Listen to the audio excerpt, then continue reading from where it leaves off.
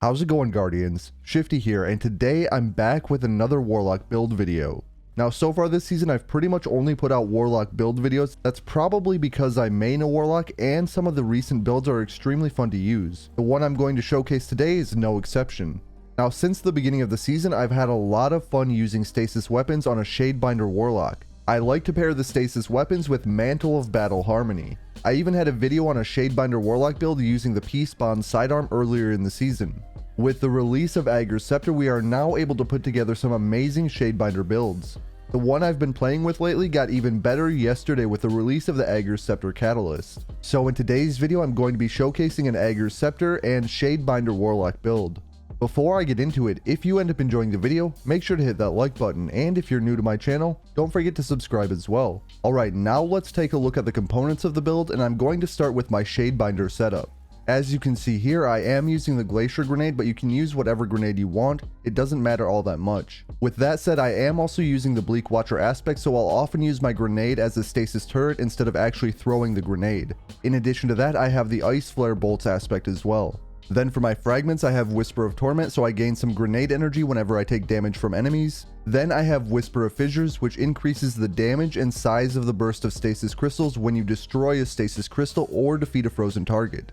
This does apply to targets frozen with Ager's Scepter. Then I have Whisper of Refraction, so defeating slowed or frozen targets grants me class ability energy, so anytime I take out slowed or frozen enemies, I'll gain some rift energy back. Then I have Whisper of Bonds, so defeating frozen targets also grants me super energy. Next up, I want to go over some weapon recommendations. Of course, in my kinetic slot, I have Ager's Scepter since my build is centered around that weapon. I do have the catalyst unlocked, and the catalyst makes it so when you hold R, you drain your super energy, overflowing the magazine and empowering the beam with bonus damage and the ability to slow and freeze targets until the magazine or your super energy run out. In addition to that, if you stow your weapon, it will deactivate that empowered state. Also, this can only be activated when your super energy is full.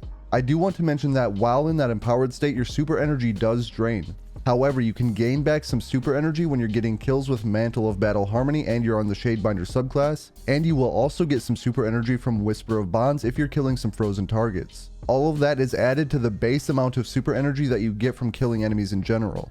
Another great part of this build is you have some flexibility in your energy weapon slot. That means in general play, you can use your favorite primary energy weapon. However, if you're trying to go against champions, you could always swap out for a weapon good against champions like an auto rifle for anti-barrier or a pulse rifle for unstoppable champions. The same thing could be said about your heavy weapon. If you need to, you could use an unstoppable linear fusion rifle. I chose to use Reed's Regret because I could use it for unstoppable champions, but it also benefits from Mantle of Battle Harmony. Next up, I want to go over my armor mods, and I'll start with my helmet and work my way down. So in my helmet, you can see I have Trace Rifle Ammo Finder, so I have more ammo for Ager's Scepter. In addition to that, I have Elemental Armaments. This makes it so weapon takedowns with a damage type that match your subclass element have an escalating chance to spawn an elemental well. Since I'm going to be using Ager's Scepter a lot, and I'm also going to be using Reed's Regret, I should be spawning stasis elemental wells pretty frequently. Next up, in my arms, I have the Grenade Kickstart mod. That way, whenever I throw a stasis turret, I get a little bit of grenade energy back. You can also see that I have an anti-barrier auto rifle mod. This can of course be replaced with something else, or you could swap it out for a different anti-champion mod. In my combat mod slot here, I have Font of Might. Picking up an elemental well that matches your subclass energy type grants a temporary bonus to weapon damage of that same elemental type. So when I do pick up a stasis elemental well, I'll get bonus damage to Ager's Scepter and Reed's Regret. If you are heading into an activity with champions, you could always get rid of this mod. That would open up some energy so you could replace Grenade Kickstart with a second anti-champion mod. Then for my chest armor, I of course have Mantle of Battle Harmony. The perk on this armor is called Absorption Cells. It states that takedowns with weapons that have a damage type matching your subclass element grant you super energy. While your super energy is full, you instead gain a temporary bonus to weapon damage of the type matching your subclass element. So if your super isn't fully charged, you'll get bonus super energy from kills with Ager's Scepter and Reed's Regret. If your super is charged, Ager's Scepter and Reed's Regret will do more damage. As for armor mods here, I have Trace Rifle Reserves for more Ager's Scepter ammo. Then I also have the Well of Potency mod from the seasonal artifact. This makes it so picking up a matching elemental well grants me some super energy. Then in my leg armor, I have Trace Rifle Scavenger, obviously to pick up more Ager's Scepter ammo. Then I have Font of Wisdom. This makes it so picking up an elemental well that matches your subclass energy type grants you a temporary significant increase to intellect, overall improving the recharge rate of your super. Now when you do pick up a matching elemental well, you will get 30 seconds of tier 10 intellect. And finally in my bond I have bomber, so I gain grenade energy whenever I use my rift. Then I have thermoclastic strike, so my stasis melee will stun overload champions. If you're going into general play, you could always replace this with another bomber mod. And in my combat mod slot here, I have elemental light. Defeating a combatant with your super spawns an elemental well that matches your subclass energy type. So there is actually a lot of freedom here in your class item. You could always ditch pretty much all these mods and put on particle deconstruction or whatever you wanted to use. Alright, real quick before we get onto some gameplay, I have tier 10 recovery, tier 10 discipline, but I only have tier 2 intellect.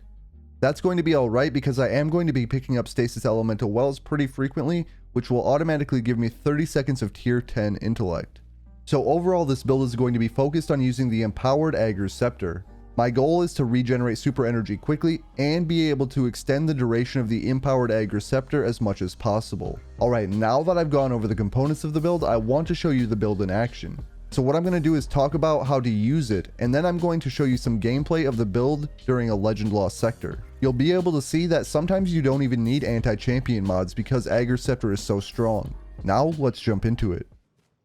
Alright, so as you can already see, I'm starting off with a fully charged super, and I activate the empowered Agers Scepter. Notice how each kill I'm getting is refreshing some of my super energy, extending the duration of the empowered Agers Scepter. You can see that with enough enemies you can keep it going for quite a long time. In addition to that, I just cancelled it and I still had 3/4 of my super. From there I picked up a stasis elemental well which improves my intellect. And getting more kills with the base Agers Scepter will get my super back even faster. Now you can see in just a short time I'm ready to empower my Agers Scepter again.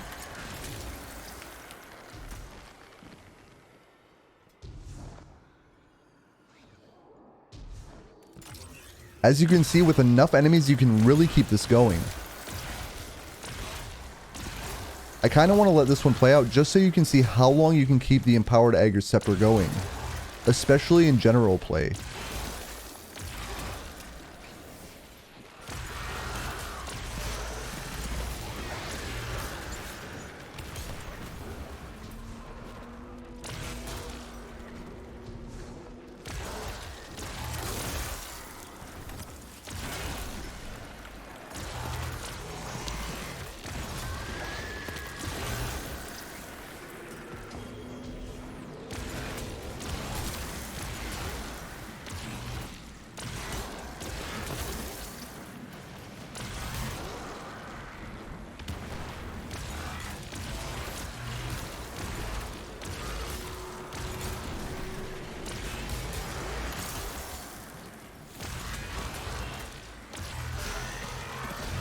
As you can see, I was able to clear out basically all 3 wizards in this lost sector with 1 empowered Agers Scepter.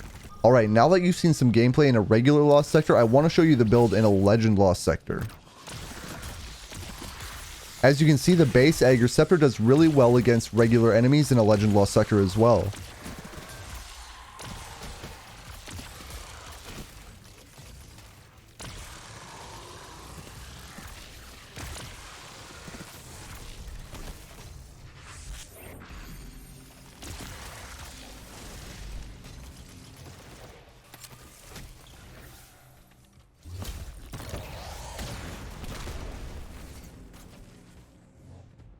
So here I am using the mod to make my stasis melee stun overload champions. And instead of Shayura's Wrath for my energy weapon, I decided to go with a solar auto rifle. So aside from Agers Scepter, I think this build allows a lot of freedom in the weapons that you choose.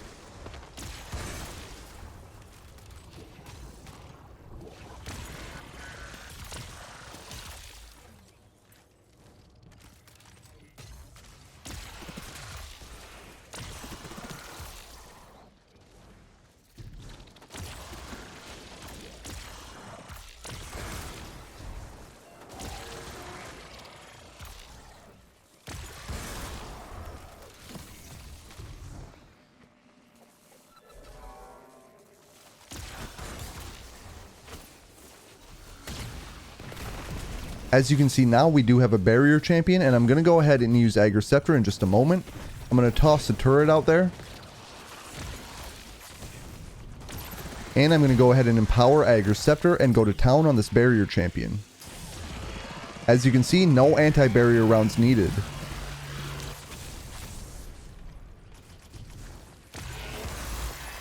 And just like that, after the champion and that first group of enemies was cleared out, I still have almost 3/4 of my super. And now between Mantle of Battle Harmony, Whisper of Bonds, and the orbs generated from my masterworked Ager Scepter, I'll be able to get my super back pretty quickly. Alright, that is it for today's build video. I am going to let this Legend Lost Sector play out. Make sure to stick around and check out the rest of this Lost Sector to see just how quickly Ager Scepter can melt enemies, especially champions and the boss.